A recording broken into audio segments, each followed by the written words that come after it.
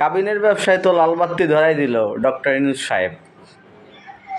সে পুরুষের কষ্ট বুঝতে পারছে। আরও করবা কাবিনের ব্যবসা, ফষ্টি করবা মা মাইয়া মিল্লা। কাবিন করতে গেলে 5 লাখ 10 লাখ 3 লাখ চাওয়া যাইবে, ফন্দের মধ্যে যাইবে, ফন্দের মধ্যে দিয়ে দিচ্ছে। কোনো মেয়ে যদি তার স্বামীকে তালাক দিয়া দেয়, মানে ছাইরা দেয়, পুরুষে যেমন ছাইরা দিলে কাবিনের টাকা ফেরত দিয়ে দিতে হয়, মেয়ের ক্ষেত্রেও সেই সমান অধিকার।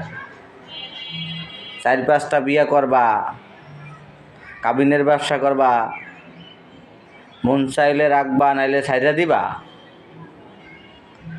আর হবে না, আর হবে না। আমাদের ডক্টর ইউনূস সাহেব, তাকে আমি সম্মান জানাই, তাকে আমি স্যালুট জানাই এরকম একটা সুন্দর আইন করার জন্য।